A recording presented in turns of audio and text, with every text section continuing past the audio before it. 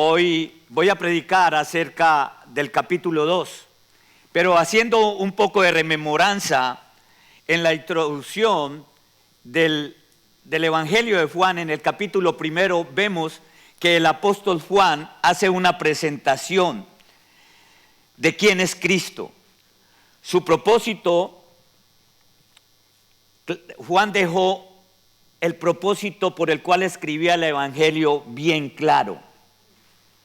Dice, porque estas cosas se han escrito para que creáis que Jesús es el Cristo, el Hijo de Dios, y para que creyendo tengáis vida eterna. El propósito de Juan es mostrar con evidencia que Jesús es el Mesías. Y en segundo lugar, el propósito de Juan es un propósito evangelístico. Juan dice, pon tu fe en Jesucristo y tendrás vida eterna. Lo que quiere Juan es mostrar la deidad de Cristo. ¿Se acuerdan el primer sermón que di? Que decía que en el principio era el verbo y el verbo era con Dios y el verbo era Dios. Ese es Juan 1:1. Este verbo significaba el logos en la filosofía griega y romana. Entonces el logos para ellos era algo abstracto, algo que daba el poder y daba la organización en el cosmos. Pero ellos no percibían de que era una fuerza espiritual, era algo superior a ellos, y lo llamaron el logos, la palabra. Eso significaba en griego, la palabra. Pero entonces cuando Juan llega y ve esto, identifica el logos, la palabra, con el verbo. ¿Y por qué lo llama el verbo? Pues cuando se tradujo del griego al latín en la Vulgata, se le llamó al logos verbum, y del latín se tradujo al español y se le denominó verbo. Pero el verbo es la palabra. Entonces la palabra tiene poder. Y Juan identifica ese verbo, la palabra, con Jesús. En el principio era la palabra, y la palabra era con Dios, y la palabra era Dios. Porque en Génesis dice que Dios dijo, haya luz, y hubo luz. La palabra de Dios es el poder de Dios manifestado. Entonces Juan nos muestra a Jesús como la palabra, el verbo encarnado. Ya no es una palabra abstracta. Él viene y se nos muestra personalmente la gloria de Dios. Por eso en el capítulo 1, del 1 al 12, del versículo 1 al 12, Juan nos da testimonio de la deidad de Cristo. Del versículo 18 en adelante, también hay otro testimonio que da Juan el Bautista. Cuando Juan el Bautista lo ve a él dice, he aquí en medio de vosotros hay uno que él os bautizará en espíritu. Yo bautizo en agua, pero el que viene detrás de mí, yo no soy digno de desatar sus sandalias. Y en ese día él estaba cuando vio a Jesús que llegaba y le dijo, he aquí el Cordero de Dios que quita el pecado del mundo. Entonces Juan identifica a Jesús como el verbo, lo identifica y da testimonio Juan el Bautista como el Cordero de Dios. Pero después dice en los siguientes versículos que estaban unos discípulos de Juan el Bautista y oyeron que él dijo, este es el Cordero de Dios, el que quita el pecado del mundo. Y dice que estaba Andrés y Pedro y siguieron a Jesús y le dijeron, Rabí, ¿dónde vives? Y él les dijo, ven, yo les muestro dónde vivo. Después encontraron a otro discípulo y lo llamaron. Después llamaron a Felipe y estos 4 dan testimonio real y fiel de que el que encontraron era la promesa de lo que los profetas y los antiguos habían dicho, que el Mesías prometido llegaría a la tierra. Cuando vieron a Natanael, dice que Natanael era un judío, era también de Caná, de Galilea. Y cuando Felipe lo llama y le dice a Natanael, ven que hemos encontrado al Mesías. Y él le dice, ¿y de dónde? Y dice, de Galilea. Dijo, ¿de Galilea saldrá algo bueno? Porque ¿saben de qué, mi hermano? Siempre esperamos que salga algo bueno de personas que son instruidas, de personas que tienen un modelaje especial, pero Dios nos muestra que humildemente Él se manifiesta con el que Él quiere y con el que está disponible para servirlo a Él, porque el que tiene el poder es Cristo. Amén, mi hermano. Entonces vemos que llega Natanael y dice, llegó delante del Señor y el Señor le dice a Natanael, cuando Jesús vio a Natanael, se le acercó y le dijo de él, he aquí un verdadero israelita. ¿Qué quiso decir con esto? Él no dijo, he aquí un verdadero judío, dijo, no, un verdadero israelita, en quien no hay engaño. Él dijo, este manifestó lo que otros no han manifestado, lo que otros se quedan callados. Muchas veces nos quedamos callados cuando podemos manifestar las cosas sin engaño, sin confrontar a nadie. Pero la verdad no es confrontación, la verdad es verdad. Como dicen, me quedo con ese amén. La verdad es verdad. Le dijo Natanael, ¿de dónde me conoces? Y él le dijo, antes que Felipe te llamara, te vi debajo del almendro.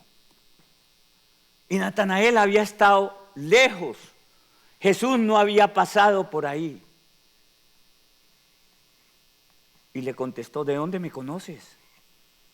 Respondió Jesús y le dijo, antes que Felipe te llamara, te vi debajo de la higuera. Respondió Natanael y le dijo, Rabí, maestro, tú eres el Hijo de Dios, tú eres el Rey de Israel. Dice, porque te dije, te vi debajo de la higuera, ¿crees? Cosas mayores que estas verás.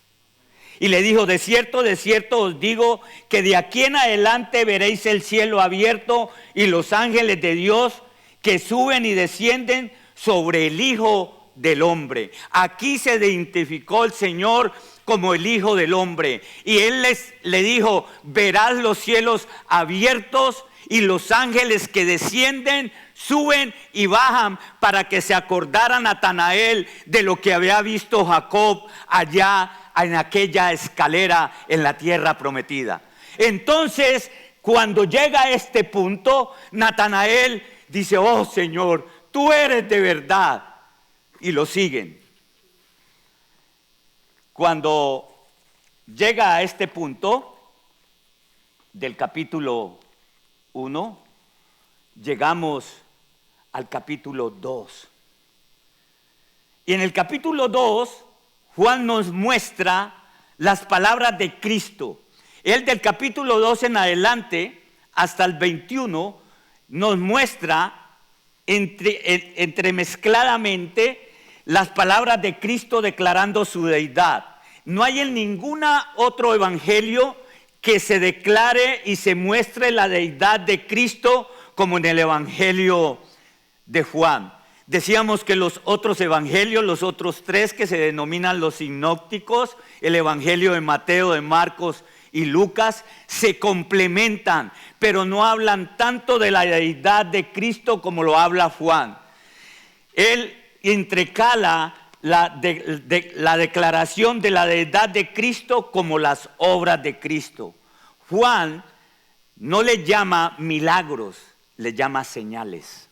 El único evangelista que no llama las cosas extraordinarias que hace el Señor milagros es Juan. Él lo llama señales, como señales del reino de Dios. No lo llama milagros. Pero sí, en el capítulo 2, Juan habla del agua convertida en vino.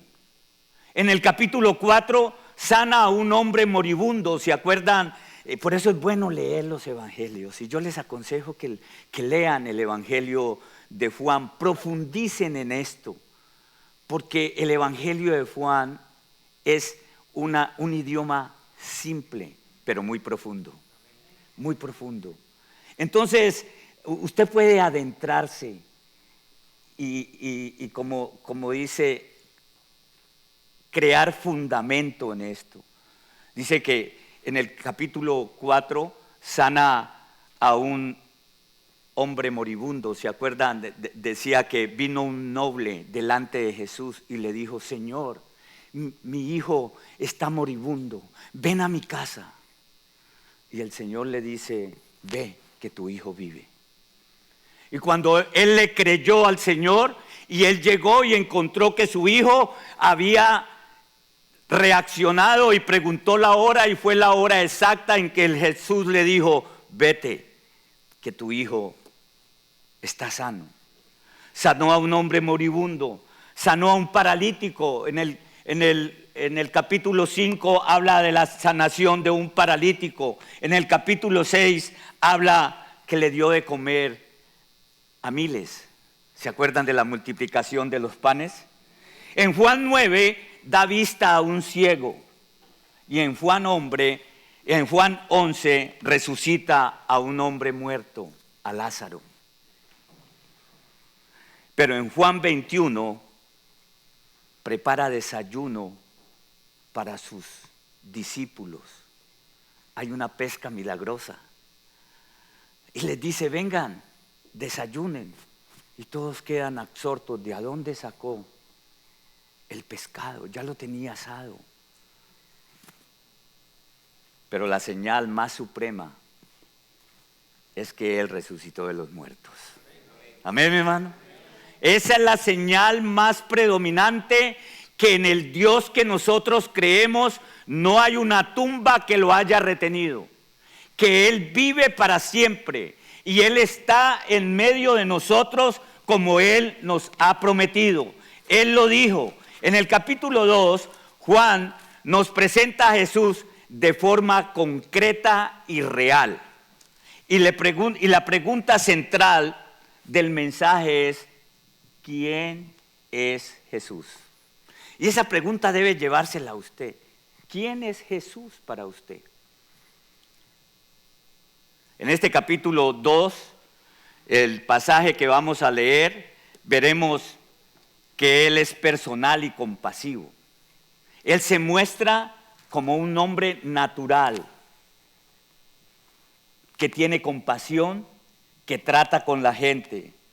Pero también se muestra como el poderoso, y a lo último se presenta como el Dios. Por eso busquen por favor Juan capítulo 2.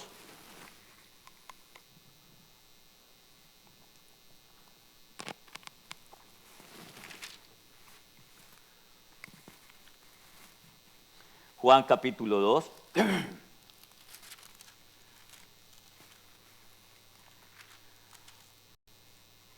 Voy a leer del versículo 1 al 12. Nos ponemos en pie, por favor, en respeto a la palabra del Señor. ¿Ya lo tienen? La palabra del Señor dice así: al tercer día se hicieron unas bodas en Caná de Galilea, y estaba allí la madre de Jesús. Y fueron también invitados a las bodas Jesús y sus discípulos. Y faltando el vino, la madre de Jesús le dijo: no tienen vino. Jesús le dijo: ¿qué tienes conmigo, mujer? Aún no ha venido mi hora. Su madre dijo a los que servían: haced todo lo que os dijere. Y estaban allí 6 tinajas de piedra para agua, conforme al rito de la purificación de los judíos, en cada una de las cuales cabían 2 o 3 cántaros. Jesús les dijo: llenad estas tinajas de agua, y las llenaron hasta arriba. Entonces les dijo: sacad ahora y llevadlo al maestresala. Y se lo llevaron.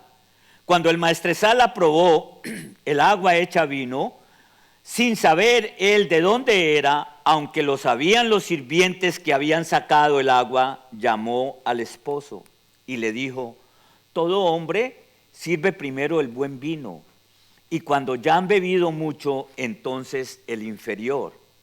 Mas tú has reservado el buen vino hasta ahora.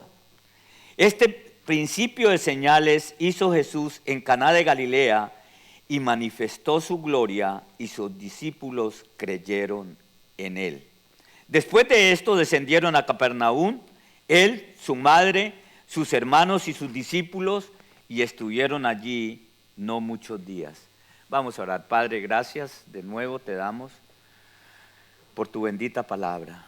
Ahora, Espíritu Santo, te suplicamos que seas tú en medio nuestro, abriendo nuestros oídos espirituales, dando palabras, Señor, tuya, para que tu pueblo pueda entenderte mejor, que podamos conocerte mejor, Señor, y que todo lo que escuchemos aquí lo podamos guardar en nuestros corazones, si es palabra tuya. Te lo suplicamos en el nombre de Cristo Jesús. Amén. Pueden sentarse, mis hermanos. Decía que Él es personal y compasivo. Jesús tenía como misión la cruz, ¿no es cierto? Dice que Él vino a buscar y a salvar lo que se había perdido, pero para eso Él ya sabía que tenía que llegar a la cruz. Pero no era indiferente a las necesidades humanas. No lo fue en este tiempo, ni lo es ahora. Jesús está a las puertas si usted lo llama, si usted lo invita. Dice que a Él lo invitaron a este hogar y Él fue. Él no tuvo acepción de personas. Jesús vino con un propósito de ir a la cruz para salvar al mundo, pero tiene un propósito con la vida de cada uno de ustedes y la mía. Y es que Él se va a encargar de las cosas que tú no puedes. Porque Él dice que Él es compasivo, que sus misericordias son nuevas cada mañana. Por lo tanto, usted puede estar seguro de que si usted invita a Cristo a su hogar, a su familia, a su casa, a sus necesidades, a sus pruebas, Él va a estar presente. ¿Cuánto le creen al Señor? Porque esto es por fe. Dice el Señor que sin fe es imposible agradar a Dios. Y la fe no viene por el mirar, sino la esperanza de lo que no tenemos. Eso es fe. Porque ¿para qué creer lo que ya tenemos? Oh Señor, dame un esposo. Ya lo tienes. Pídele al Señor que conserve ese esposo. ¿Es así o no es así? Pídele al Señor que tu esposo, que tu esposa conozcan de Él. Ore por ellos y dadlo como hecho, porque el Señor dice en su palabra: toda petición sea conocida delante de Dios con oración, ruego y acción de gracias. ¿Por qué con oración? Porque usted está suplicando, usted está presentando tu petición delante de Dios, está rogándole al que tiene todo el poder y por ende le estás dando gracias como si ya fuera un hecho. Esa es la fe. Porque ¿para qué creer lo que ya tenemos? El Señor Jesucristo, siendo Dios, no era distante de las cosas comunes, de la gente, de las necesidades que usted puede tener hoy. Él no está distante, Él está presto si usted lo invita. ¿Entendieron, hermano? Porque Dios no está en el cielo de los cielos donde no podemos llegar. Dice el Señor en su palabra que Él está muy cerca de nosotros, que está en nuestro corazón. Y si de verdad Cristo está en tu corazón, Él está presto para estar contigo en todas las necesidades que tengas, si de verdad confías en Él. Él es el que soluciona todo. Él es el mismo de ayer, de hoy y de siempre, porque Él no cambia. Dios no cambia. Si usted cree que Cristo es Dios, Dios no cambia. Él dice que es fiel, que es verdadero, que es compasivo, que Él está con los necesitados, que Él levanta del fondo cenagoso al que está perdido, que Él lo limpia, que Él es como el padre que está esperando al hijo pródigo. Ven a mí, porque Él dijo: ¿quién de ustedes, si tiene 100 ovejas y se pierde una, no encierra las 99 y se va a buscar la perdida? Y cuando encuentra la perdida, reúne a todo el pueblo y le dice: he aquí mi oveja que estaba perdida, la he encontrado, regocíjense conmigo. No se regocijas por las 99 que están en el corral, sino por la que anda afuera. Amén, mi hermano. Ese es el rey en que nosotros creemos. Ese es el Dios maravilloso. Ese es el Dios que está con nosotros todos los días. Dice aquí, el tercer día después del encuentro con Natanael, dice aquí las escrituras, al tercer día le hicieron unas bodas en Caná de Galilea. ¿Saben lo que eran Caná de Galilea? Yo no sé cómo lo determinen en sus países, pero era un caserío campesino. Colombia le dicen una vereda, porque hay una casita aquí, otra casita aquí, otra casita. ¿Cómo lo llaman en su país? ¿Cómo lo llaman, hermano? No sabe, él es de la ciudad. Un caserío. En el llano, ¿no, hermano? Un cantón, le dicen, ¿sí? Que hay casitas regadas. ¿Ah? Una aldea. Un pueblo. No, como todavía no llega a pueblo. Porque, sí, Caná de Galilea dice que tenía unas 400 personas, así. Todo el mundo se conocía. Entonces dice que al tercer día llegó a Caná de Galilea, y cuando llegó a Caná de Galilea estaba allí la madre de Jesús. Y fueron también invitados a la boda de Jesús y sus discípulos. Usted se imagina, mi hermano, unas bodas en un cantón de esos. Todo el mundo se conocía. Mi papá tenía una finca y de esa finca habían otras fincas y así, otro. Si cogían un pescado, pasaban y le dejaban un pedazo de pescado. Mire, coma esto. Y todo el mundo se conocía. Si hacían tortillas, bueno, arepas, son allá, pero llámelas usted como quiera, pupusas. Y apenas hacían las pupusas, estaban calienticas y llegaban y le decían: vea, ¿cómo pupusas? Quesito y todo. Así era Caná de Galilea. Era una parte campesina donde estaba Jesús. Hicieron una boda. Vea, aquí viene para los enamorados. Hicieron una boda.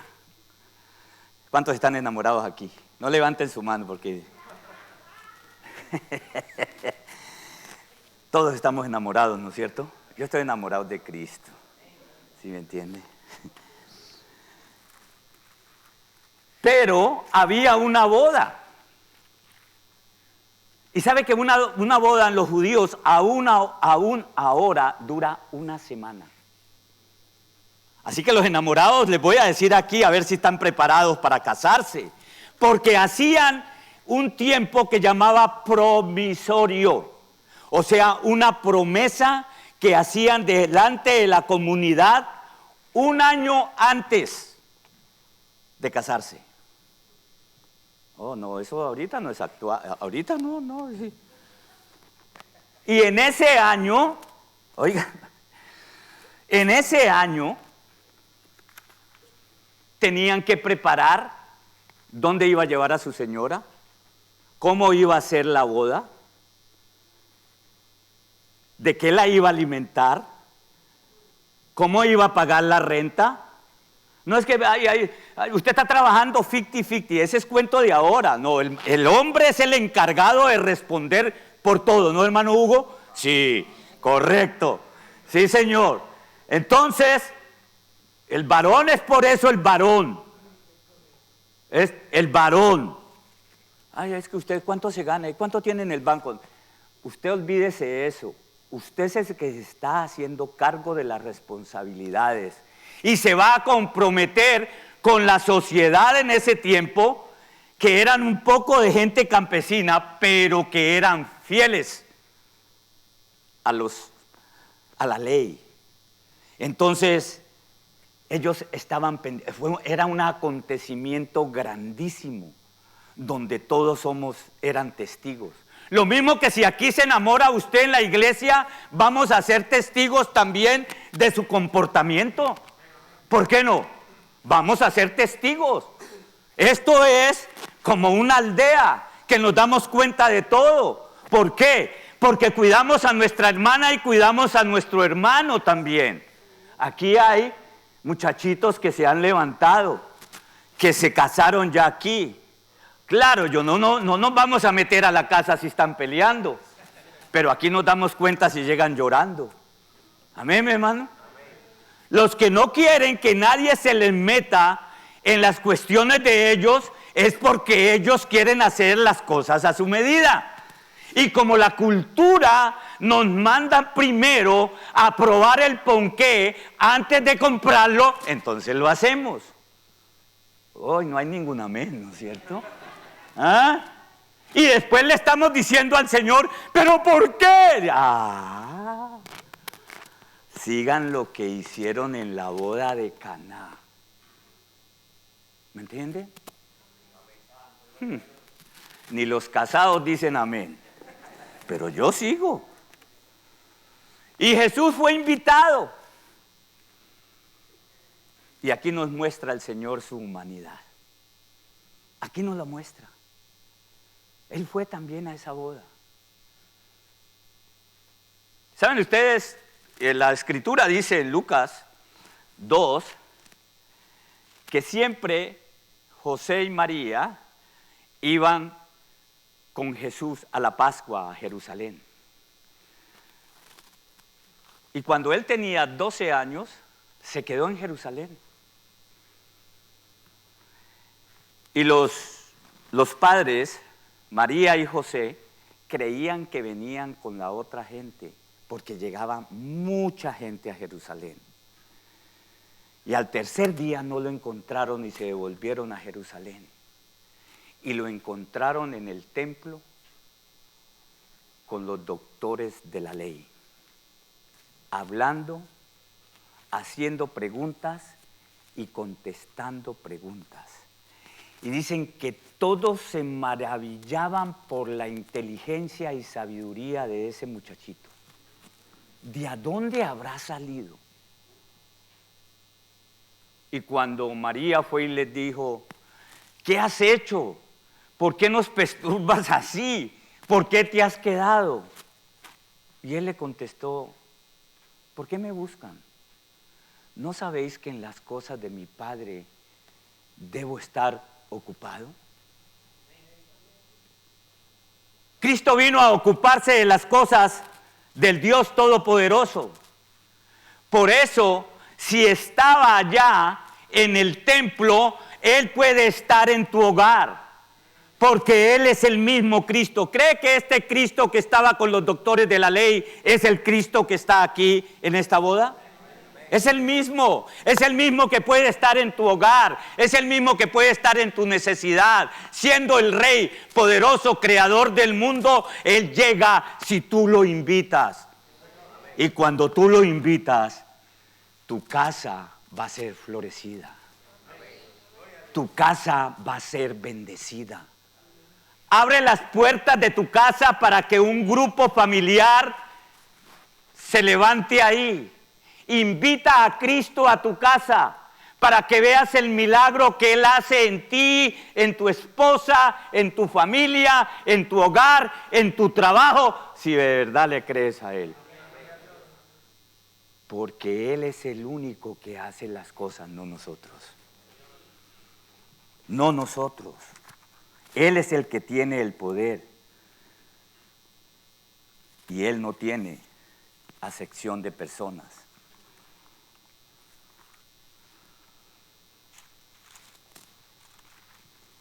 Por eso tenemos grupos familiares en nuestra iglesia. Porque invitamos a Cristo a nuestros hogares. Y gracias al Señor porque en los grupos familiares, tenemos 6 grupos familiares donde son 6 predicaciones a la semana y donde nos reunimos casi 60 personas. Amén, hermano. No, es real, es verdad. ¿Y sabe qué? Y mucha gente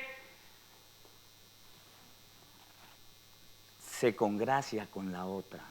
Pueden hablar de lo que no hablamos aquí. Aquí no podemos hablar nosotros.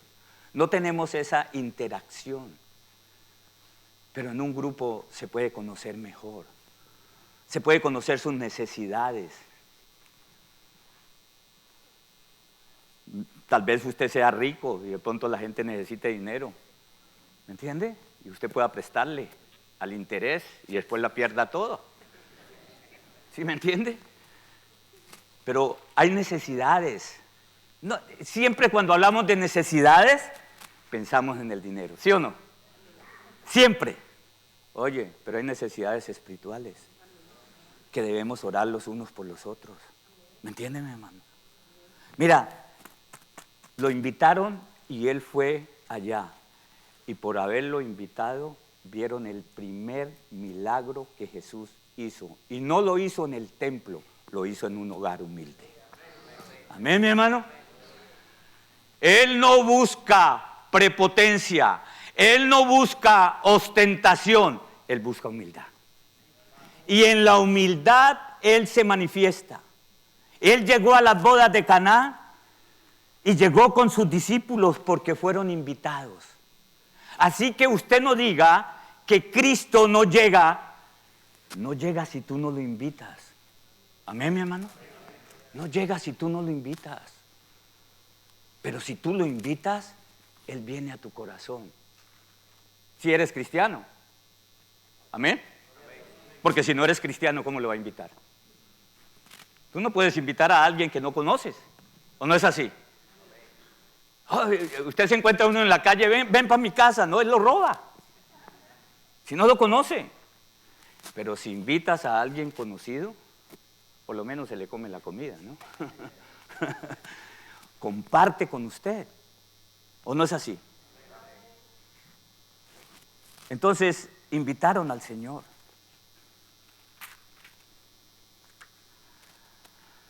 El matrimonio, como dije, comenzaba con un dispositorio. Desposorio, es que se llama, desposorio. Esa palabrita que era un compromiso, como por un año que hacían, todavía lo hacen los judíos. Y se encargaban de hacer, durante ese año el novio preparaba en ese tiempo, construía o preparaba el hogar, organizaba la boda, demostraba que podía cuidar de su futura esposa y era lógico, era responsable de la fiesta. Por eso, en una fiesta de estas, quedarse sin vino era un golpe fuerte a su honor y responsabilidad. ¿Se imagina usted en la boda? Se acabó el vino. Ahora aquí viene la pregunta que me van a hacer los tomatragos. ¿Y era de alcohol o no? Aquí no lo dice, hermano, no me pregunte, que eso no es de ahorita. Admiren el milagro, no que si era con alcohol o sino porque ahorita comía. Y pastor, y el vino era añejo, era dulce. No, si era dulce les iba a dar algo, ¿me entienden? Usaban el vino porque el agua era mala y la mezclaban con el vino. Pablo habla de eso. Pero él no era para embriagarse, porque él dice que en la embriaguez hay disolución, ¿no es cierto? No os embriaguéis con el vino en el cual hay disolución, sino, aquí ya me están escuchando, ¿sí? Pero me están escuchando, ¿no? O grito.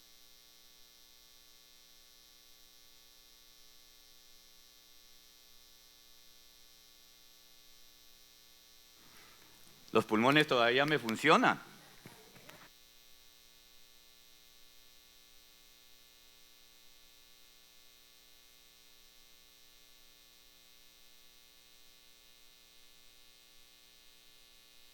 Thank you. Ahí está, hermano. Si no, déjelo así, mi hermano. No se preocupen por eso. Que la gente aquí me escucha. ¿Dónde nos quedamos? ¿Ah? Oh, ok. Entonces, lo primero, cuando estaba con los pastores discutiendo acerca de esto o analizando, yo dije, pues lo primero que me van a preguntar es que si el vino tenía alcohol. El pastor casi me dijo, ¿por qué? Le dije, porque hay un poco de bohemios ahí, hermano. ¿Sí me entiende? Y lo primero que pregunto, ¿eso tenía alcohol o no? Porque si no, yo me puedo emborrachar. Pues vaya, emborráchese. Se cae allí ahorita en la nieve y nosotros no somos responsables de nada. Porque siempre dicen que los cristianos decimos, no tome, no fume, no baile, no esto, no lo otro. No. Hermano, usted puede hacer lo que le dé la gana, pero las consecuencias las sufre usted. Después no le vaya a decir al Señor, ay Señor, ¿yo por qué? ¿Por qué qué? Si Él ya le ha dicho lo que debe hacer y lo que no debe hacer. ¿Es así o no es así, hermano? No, lo que pasa es que nos volvemos en el cristianismo, ay, fariseos a morir. Pero no es así. La palabra de Dios está en blanco y negro, ¿sí me entiende? Y lo que tú tienes que tener no es una religión, sino una relación con Cristo, conocerlo a Él. Y cuando tú lo conoces a Él, sabes que Él está contigo, que estás en lo malo y Él está allí contigo. Acuérdate de tu pasado, acuérdate de lo que hiciste. Cristo estaba contigo. Si le va a dar un aplauso, déselo a Él, pero fuerte. ¿Sabes por qué? Porque en el pasado nuestro nos damos cuenta que Él estaba con nosotros, si no hubiéramos ya muerto. Amén, mi hermano. Y nos tenía escogidos a nosotros en Cristo Jesús para salvación. No nos dejó condenarnos. Amén, mi hermano. Ay, pastor, pero es que yo peco. ¿Quién no peca aquí? Levante la mano para cortársela. Todos somos pecadores. Todos somos pecadores, pero el Señor en su bondad y en su misericordia está, y Él dijo que Él venía a buscar y a salvar lo que se había perdido. Dijo, yo no he venido por justos al arrepentimiento. Usted, ay, es que yo soy justo. Se parece que aquí estamos los pecadores. Amén, hermano. Él iba y se reunía con todo el mundo. Él no tenía sección de personas. Este mismo que había estado en el templo con los doctores de la ley, diciéndoles y mostrándoles la verdad y discutiendo con ellos y diciéndoles eso que ustedes hacen no es así, es así. ¿Quién es este muchachito? ¿Usted ha visto a los judíos que cuando cumplen los 12 años y entran a los 13 le ponen el sombrero? Significa que es adulto. Ya era adulto el Señor. Por eso le dijo a su madre, yo estoy en las cosas de mi Padre. Qué tremendo, ¿no es cierto? Qué tremendo. Yo estoy en las cosas de mi Padre. Entonces dice la Escritura, y faltando el vino, la madre de Jesús le dijo, no tienen vino. Me encanta esto. ¿Por qué María llegó y le dijo a Jesús, no tienen vino? ¿Creen ustedes que ella esperaba el milagro? No. Era su hijo mayor. No habla de José. Quizás José ya había muerto. Jesús tenía 30 años. Una viuda, ¿a quién recurría? A su hijo mayor, siempre, ¿no es cierto?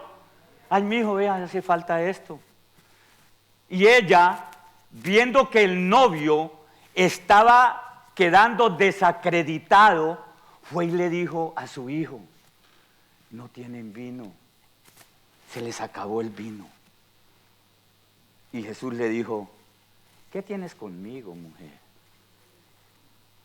Mira, esta pregunta, dicen que en el Antiguo Testamento, cuando decían, ¿qué tiene conmigo? Quería decir, apártate, ¿por qué me dices eso? Y la palabra mujer no es lo que significa hoy en día en nuestra cultura. Si usted le dice a su esposa, mujer, ve a hacer esto, te pega. Ay, ¿cómo así que mujer?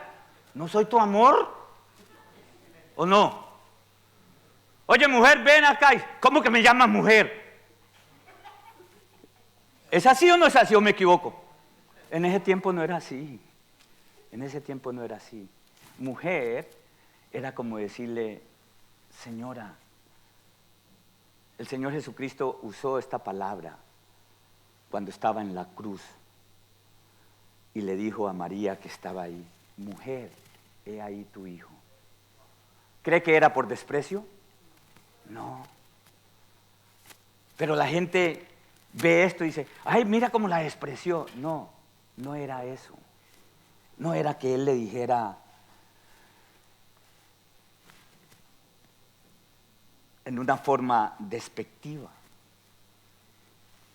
Y cuando él le dice mujer, es porque él está haciendo una separación de la vida familiar que él tuvo a la que ella quería que comenzara y que él comenzó, que fue su ministerio público.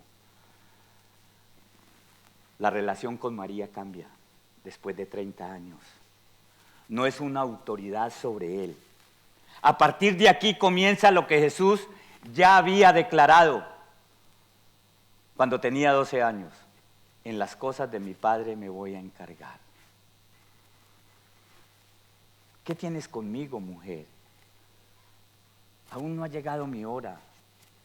¿Sabe que cuando habla el apóstol Juan, cuando habla de hora, no significa que no ha llegado el momento de hacer un milagro, sino que cuando habla de hora, él está hablando de la hora de ir al sacrificio en la cruz. Entonces él dice, todavía no ha llegado la hora de manifestar la gloria completa para que el mundo me conozca. Amén, hermano. Eso es lo que significa. Él le dice, no ha llegado la hora. ¿Qué tienes conmigo? No está rechazando a María, sino marcando una separación. Sus acciones ya no dependen de la relación madre-hijo, sino del plan de Dios. En el Evangelio de Juan, siempre que usted vea la hora, significa eso. En Juan 17:1, ya cuando él va a llegar, dice así, estas cosas habló a Jesús y levantando los ojos al cielo dijo, Padre, la hora ha llegado. ¿Y cuál era la hora? Lo que sigue, para que glorifique a tu Hijo y para que también tu Hijo sea glorificado, te glorifique a ti. O sea que la hora significaba la glorificación de Él. Por eso le dice, no ha llegado mi hora. No ha llegado la hora de mi glorificación. Pero su madre, como lo conocía, dijo, algo hará Él. ¿Sí? María dijo, algo va a hacer él, porque él sabe que hay una necesidad. Algo va a hacer. ¿Y sabe qué les dijo él? Su madre dijo a los que servían, hagan lo que él le diga. Amén. Este versículo usan los católicos para decir que ella es nuestra intercesora ante Cristo Jesús. Porque miren, en las bodas de Caná ella intercedió y hizo el vino. No es eso lo que significa esto. No es eso. Y tenemos que estar prestos en analizar bien el contexto teológico y bíblico de estas palabras. Porque cada denominación lo aplica a su manera. Pero no es lo que está diciendo aquí. Aquí le está diciendo es, en el contexto ya histórico que viene, el Señor Jesucristo todavía no se ha manifestado. No ha hecho el primer milagro. No lo ha hecho. Aún María, cuando los magos llegaron, los magos no, porque no eran magos tampoco. Eran sabios, astrónomos que vieron la estrella y vinieron y ofrendaron.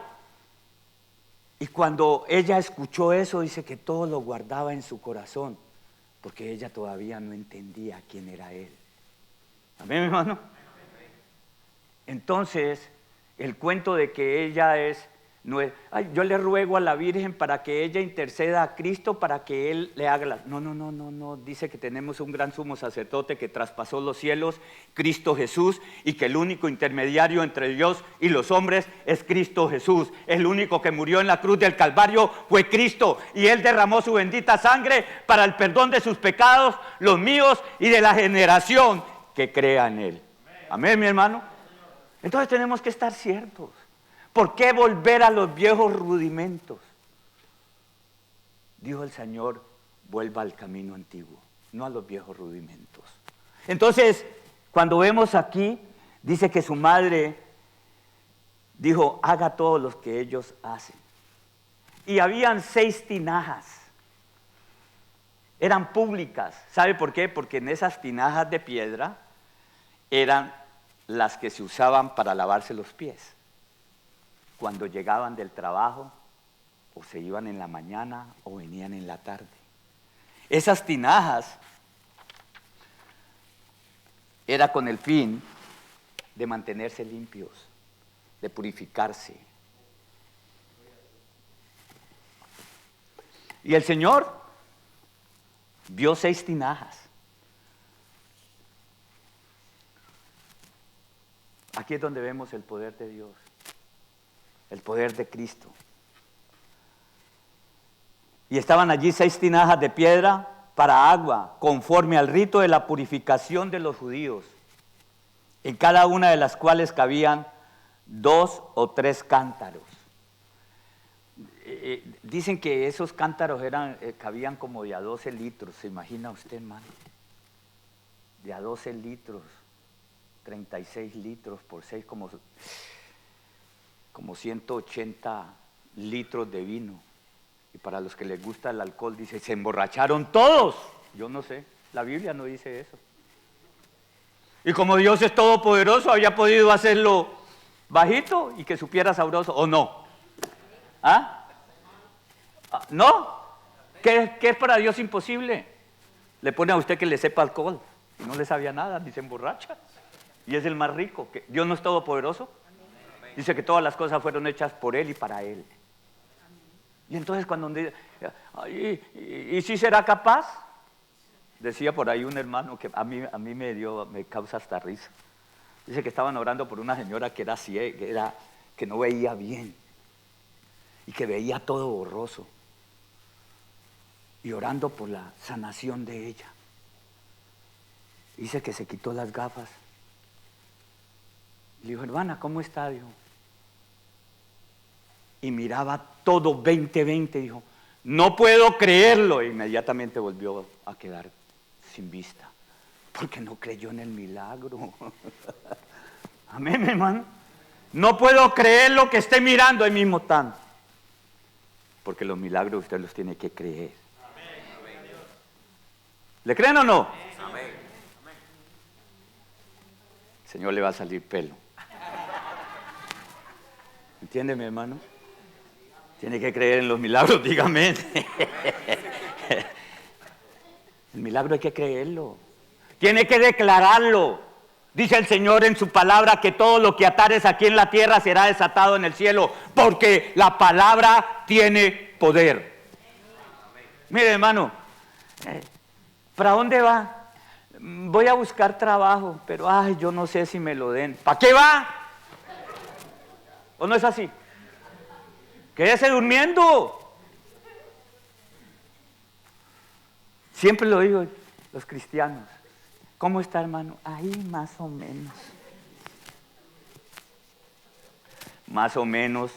Tiene carro, tiene casa, tiene familia, tiene trabajo, no está durmiendo en la calle.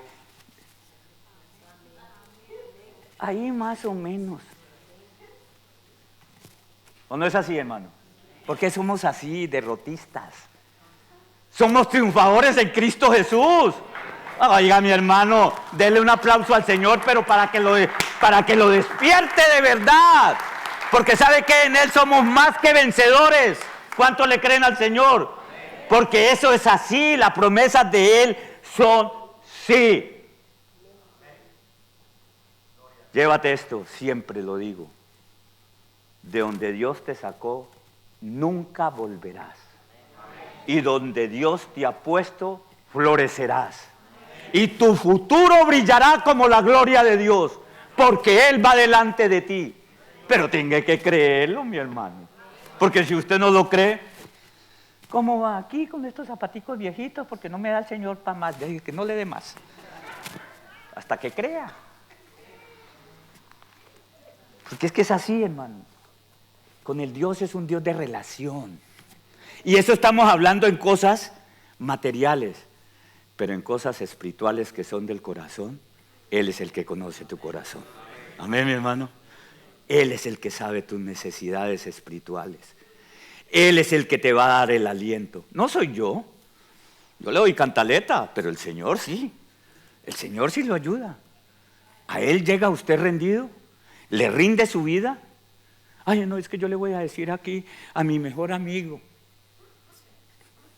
Vea, si ese amigo le dice al otro y al otro, al cuarto ya lo están matando. Y no le diga a una amiga, porque es que las amigas hablan más. Lléveselas al Señor. Ay, pero es que Él no me contesta. Él no contesta en el tiempo tuyo, Él contesta en el tiempo de Él. Amén. Y permite muchas cosas en nuestras vidas para que verdaderamente le cedamos el lugar a Él. No es más. Cuando Dios hace algo, lo hace público. Él dijo, llenen de agua todas esas tinajas, hasta el tope. Lo dice aquí. Jesús les dijo, llenad estas tinajas de agua, y las llenaron hasta arriba. Mire, mi hermano, cuando el Señor va a hacer algo en tu vida, lo hace completico. ¿Le creen o no le creen? Esto es de fe. Esto no es, ay, es que tengo las rodillas peladas. ¿De qué? De rogarle al Señor y no me contesta. No, si es que Él hace las cosas y las hace completas en el tiempo de Él. Ay, es que yo ayuno y oro. ¿Qué va? Ni ayuna ni ora. Ese es cuento. Con el Señor es una relación. ¿Usted lo conoce? ¿Sabe que Él es todopoderoso? ¿Sabe que Él puede hacer las cosas que tú no puedes hacer? Él le dice, dame tu corazón, hija. Lo que quiero de ti es tu corazón. Yo no quiero dinero, yo no quiero nada. Quiero tu corazón. Quiero trabajar en Él. Porque del corazón salen los malos pensamientos. Dice, los asesinatos, los adulterios, las fornicaciones, todo no sale de aquí, sino de aquí. Dame tu corazón. Por eso Él dice, cuida tu corazón, porque de él, ¿qué dice? De a Él viene la vida. Entonces, Por eso dice, abre tu corazón, yo entraré y cenaré contigo, y estaré contigo, y enderezaré tus caminos torcidos, porque yo te guiaré. No temas, porque yo estoy contigo. No desmayes, porque yo soy tu Dios, que te ayudo. Siempre te ayudaré, siempre te sustentaré con la diestra de mi justicia, porque a mis ojos fuiste fiel y yo te amé. Y estás de mi mano y de mi mano no te soltaré. Y eso es lo que tenemos que profesar como hijos del Dios Todopoderoso. Porque si no, vamos a vivir en victoria o en derrota. Usted lo decide. Dios lo escogió. Ay, pastor, el mundo cristiano es tan difícil. Es difícil. Porque la fe no la tiene todo el mundo. ¿Me escucharon? Y sin fe es imposible agradar a Dios. Y como usted no agrada a Dios, porque no tiene fe, entonces nada llega. ¿Me entendió, mi hermano? Pero Dios ve tu corazón. Dios ve tus lágrimas. Dios ve tus necesidades. Dios está allí. Y cuando usted menos te des cuenta, Él es un Dios que nos sorprende. Y dice, ahora estoy yo contigo. ¿Te sientes vencido, hijo o hija? Entrégame eso. Yo lo hago. ¿No hay vino? Yo lo hago. Rebosen de vino y traigan al maestrasala. El maestrasala era el líder. Era el que dirigía la boda. Y estaba para arriba y para abajo llevando, y entonces le llevaron al maestresala y apenas probó el vino dijo, pero ¿cómo es que el mejor vino lo han dejado para lo último? Por eso cuando Dios actúa en tu vida, cuando Cristo entra en tu vida, van a ver cosas grandes y maravillosas que van a decir, como le dijeron a aquel que estaba poseído, ¿es ese? Dijeron, sí, yo soy. Cuando vieron al que se postraba a pedir, ese parece que es. Otros dijeron, ese es. Y fueron y dijeron, ¿y tú no eras el que te postrabas allá a pedir? 38 años estabas allí, tullido. Dijo, sí, yo soy. ¿Y por qué llevas el lecho? Mire, ¿no vieron el milagro? Le dijeron que dejara el lecho ahí. Dijo, no, si el que me sanó me dijo que me lo llevara, pregúntenle a él. ¿O no es así? ¿Ah? Entonces cuando te ven que Dios te bendice, ay, ¿por qué a usted? Ya, yo no sé, pregúntele a él. ¿O no es así? Amén, mi hermano. Usted no se ponga a pelear con nadie. No, es que usted no merece. Yo no sé, pero él me lo dio. ¿Qué puedo yo hacer? ¿O no es así? Ay, la señora tan bonita que usted tiene y usted tan feo. Ya, dígale a él. ¿Sí o no?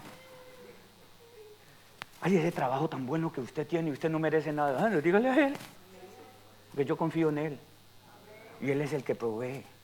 Y esto lo hizo aquí y nos muestra de que él está con nosotros. Amén, mi hermano. De que él está en la parte más simple de tu vida. Él no se fue al templo. Él había podido hacer este milagro en el templo u otros más grandes. Pero él dice que cuando usted es débil, Él es fuerte. Que cuando usted es pobre, Él es rico. Que cuando a usted le hace falta cosas, Él las tiene todas. Amén, mi hermano.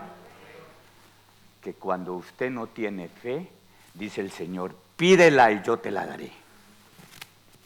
Amén. Aumenta mi fe, Señor. Porque Él es. La fe es un don de Dios. Y por último, vimos el poder de Él. Cuando el maestrasala mostró todo el vino, dijo, ¡qué maravilla! En los grupos, el líder es el encargado de llevar la palabra de Dios, pero el que da el crecimiento es Cristo. Amén, mi hermano. Nosotros simplemente somos siervos inútiles, dice el Señor, porque toda la gloria y la honra es para Él. Y cuando lo glorificamos a Él, Él da al 100 por 1. porque el poder es Él. Dice, este principio de señales hizo Jesús en Caná de Galilea y manifestó su gloria y sus discípulos creyeron en Él. Permite que la gloria de Dios sea manifestada en tu vida. Hoy puedes decirle, Señor, si no lo conozco, yo abro mi corazón. Si estoy separado de ti, por favor, Señor, permite que yo me acerque.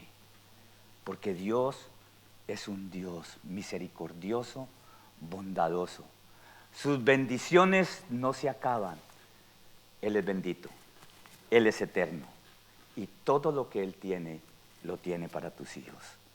Vamos a orar. Padre, gracias te damos por este precioso día, mi Rey amado, por este ejemplo que tú nos das, que tú estás presto, Señor, a las necesidades de tus hijos. Yo no sé, Señor, con qué necesidad haya venido tus hijos en este día, pero Padre, yo te suplico que cada oración que salga de lo más profundo del corazón de tus hijos sea escuchada por ti, porque tú nos garantizas eso, mi Rey amado, que tú estás con nosotros como poderoso gigante, que tú peleas nuestras batallas. Él nos dice, estad quietos y conoced que yo soy Dios. Él está aquí y Él no nos deja. Padre, gracias te damos por este precioso día, por este mensaje. Bendice a tus hijos, mi Rey amado.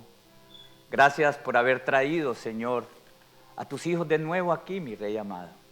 Y gracias por permitirnos estar reunidos en un mismo espíritu en tu santo nombre. Si hay alguno enfermo, mi Rey amado, pasa tu mano poderosa sobre él. Si hay alguno que no tiene trabajo, abre las puertas, mi Rey amado de la gloria. Tú tienes todo, Señor. Bendice nuestras familias aquí como en nuestros países, Señor, y danos tu santa bendición. En el nombre poderoso de Cristo Jesús. Y tu pueblo dice, amén. Amén. El Señor los bendiga, mis hermanos.